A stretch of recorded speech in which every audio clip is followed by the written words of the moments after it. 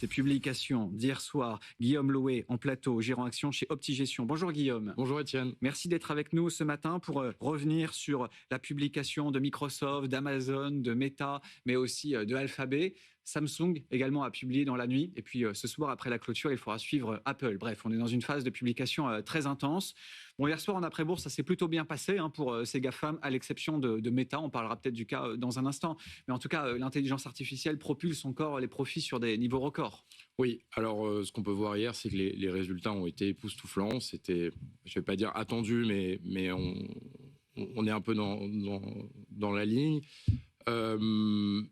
Mais c'est pas ça que le marché a regardé. Et alors vous dites que effectivement c'est plutôt bien passé en après-bourse. Je suis pas tout à fait d'accord parce que quand on voit des résultats aussi exceptionnels, on s'attendait à des plus 10, des plus 15, surtout sur des niveaux de valorisation aussi faibles.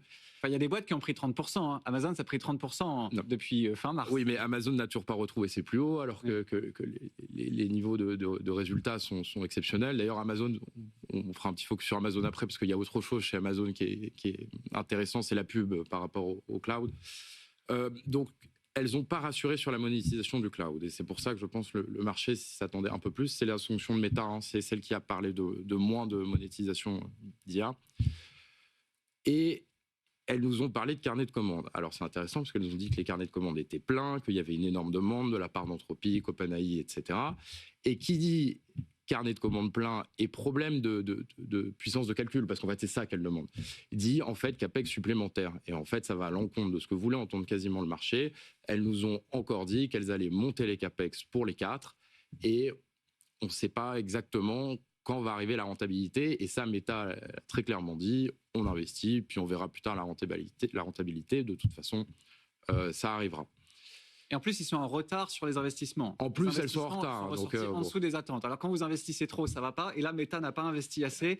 Ça va pas non certains plus. analystes. Ça va pas non plus. Mais ça, c'est un peu le marché en ce moment. C'est-à-dire que quand les entreprises font trop sur l'IA, on les sanctionne. Oui. Et quand elles font pas assez, on les sanctionne. C'est l'exemple de Tencent. L'année dernière, on reprochait à Tencent de pas faire assez sur l'IA. Et puis là, quand elle nous a expliqué qu'ils mettaient beaucoup d'argent sur la table et que la rentabilité allait un petit peu diminuer dû à ces investissements, elle s'est fait sanctionner. Bon. C'est le marché actuel. On verra où ça nous mène. Nous, on est très confiants sur les GAFAM. Je pense que là où elles ont vraiment pas de chance, c'est qu'elles font ça dans un cycle macroéconomique qui, pour le coup, lui est moins bon. On calculera la facture à la fin, mais à mon avis, ça va se porter en plusieurs trilliards d'investissements pour se porter par 5 ou 6 acteurs sur la totalité.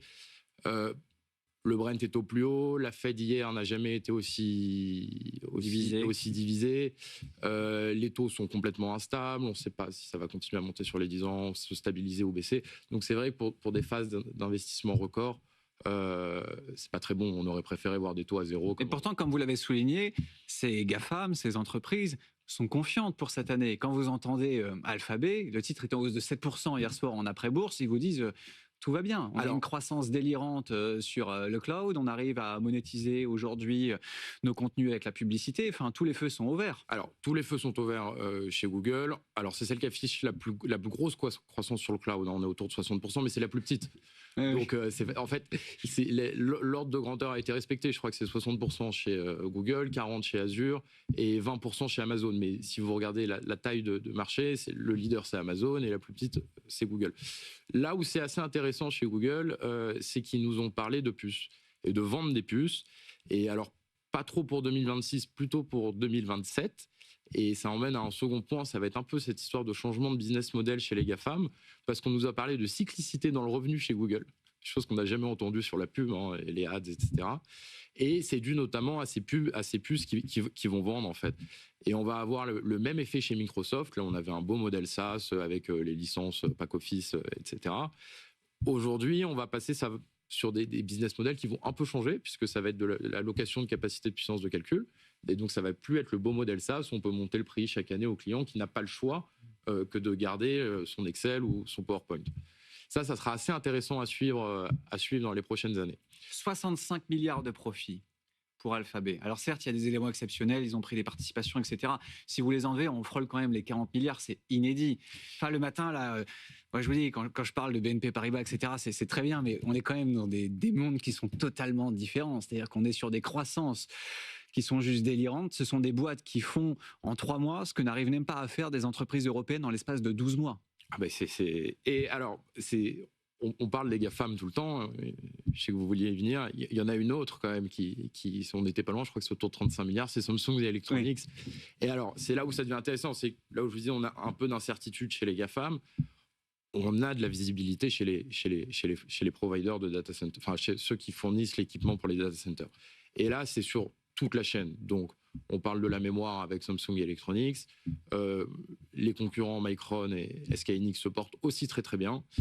Mais on a la même chose sur l'énergie, le refroidissement. Mais est-ce que ça peut tenir? C'est-à-dire que là, aujourd'hui, Samsung comme SK Hynix imposent leur prix. Il y a des pénuries de puces mémoire, donc ils disent à leurs clients c'est tel prix, et puis si vous en voulez pas, c'est pas grave, on va trouver quelqu'un d'autre. Donc on a des marges qui ont bondi d'une façon extraordinaire. Je crois même que Samsung a des marges maintenant au-delà de Nvidia, c'est pour dire. Résultat net de plus de 30 milliards de dollars cette nuit, c'est inédit pour une société qui n'est pas américaine. Le titre a fait x2 depuis le début de l'année, mais au bout d'un moment, tout ça va se normaliser. Le prix des puces va baisser, non? Pas pour le moment. Tant que vous avez autant d'argent mis sur la table et de la demande, c'est ce qui est le cas. Je pense qu'on est encore dans un cycle, enfin, on est en début de cycle d'apprentissage pour l'IA, même si on dit qu'aujourd'hui, voilà, ça a monétisé, mais on va voir encore de plus en plus d'améliorations dans l'IA, de plus en plus de demandes de calcul.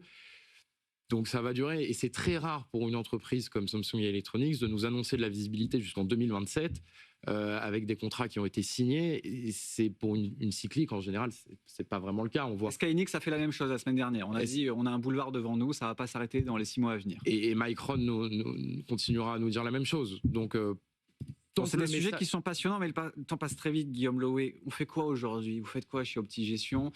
Après des performances spectaculaires, plus 90% pour Samsung, même ordre d'idée pour SK Hynix, Microsoft, Amazon ont repris 20-30% là en ligne droite depuis la fin du mois de mars.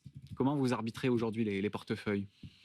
Alors chez nous, c'est des positions très longues, hein. On les détient depuis très très longtemps, depuis le début en fait du cycle d'investissement vers début 2023. Pour des Nvidia, même ça fait beaucoup plus longtemps, mais c'était plus sur il y avait un changement de business model.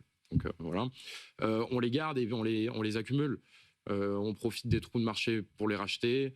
Je me souviens que quand j'étais venu il y a 6 mois, Nvidia était un peu mal aimé, était un peu dans le trou. On pensait qu'il y aurait besoin que DeepSeek changerait tout, etc.